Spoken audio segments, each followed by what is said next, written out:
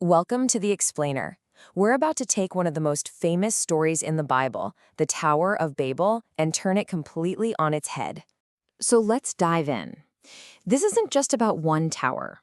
The argument we're exploring today suggests there's this hidden thread, a repeating pattern that connects Genesis, the book of Daniel, and even the New Testament, and it's all centered on this one powerful idea of Babel. Okay, so the key to unlocking this whole thing, it's all about going back to the very beginning, to the original story in Genesis, and paying super close attention to the specific words being used. Right, so you've probably always heard this translated as one language. I know I did. But what if that's not quite right? The analysis we're looking at argues that the original Hebrew tells a much deeper and honestly a way more interesting story. And here's the absolute game changer. The Hebrew word used here isn't the normal word for language. It's safa, which means lip. And in the Bible, lip almost always refers to a religious confession. Think about it. The real problem at Babel wasn't that everyone spoke the same language.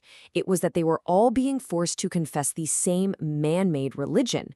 And that one little distinction, it changes everything. Suddenly, the issue isn't the tool they were using, the language, but the ideology they were all forced to repeat, that one lip. This completely reframes the story. Babel isn't just some building project, it's a political state built on a single, compulsory, false religion. And get this, the project itself was a two-part deal. It was this collaboration between a political power, the Hamites, led by the legendary Nimrod. They were building the city. And on the other side, you had an apostate priestly group, the Shemites, who were in charge of the religious tower. So you've got one big project, but with two tangled-up ambitions.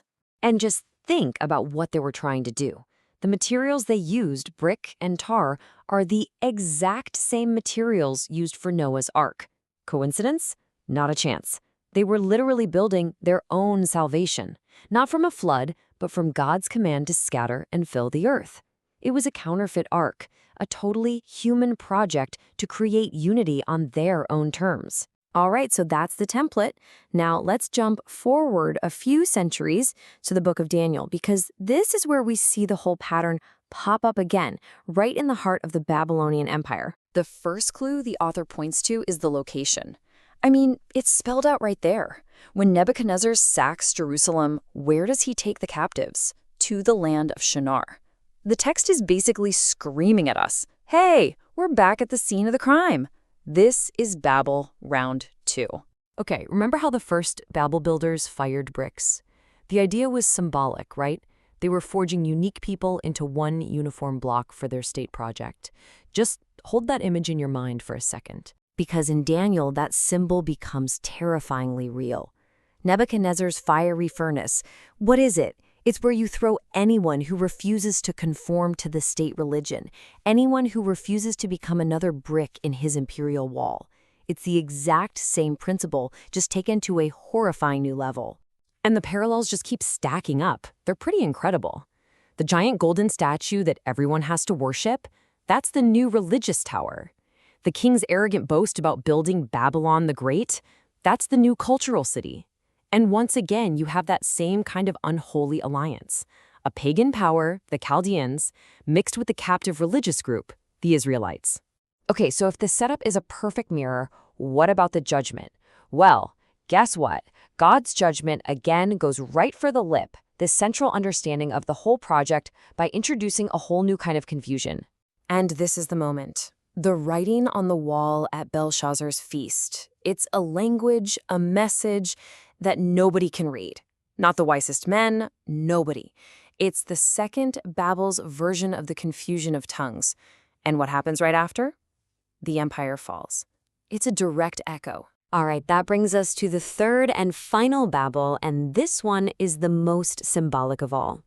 It's described in the New Testament not as a city of brick, but as a counterfeit Jerusalem. So this third Babel is called Mystery Babylon, and the key word there is mystery. It's not a physical city you can find on a map. It's a spiritual state. It's this unholy alliance between the corrupt religious leaders at the Jerusalem temple and the worldly power of the Roman Empire.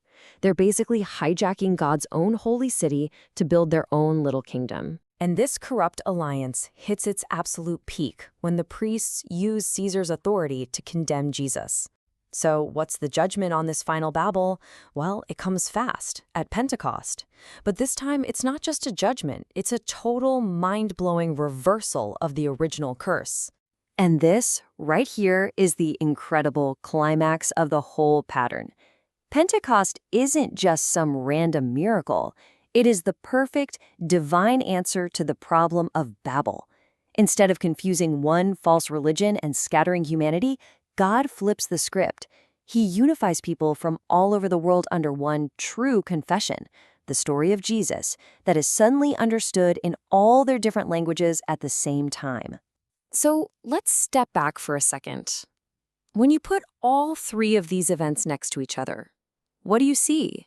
You see this stunningly consistent pattern hidden in plain sight. You've got the first Babel in Genesis, judged by the scattering of lips.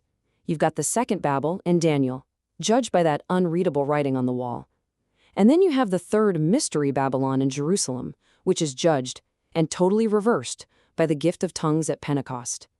Every single time, a human project of forced unity gets a divine response that targets tongues. 3 times. 3 powerful alliances trying to build their own version of heaven on earth.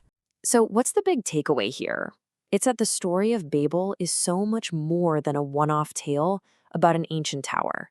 It's a recurring archetype. It's the Bible's way of showing this epic, ongoing conflict between humanity's ambition to save itself and God's divine purpose. And seeing it this way offers us a totally new lens for reading stories we thought we knew.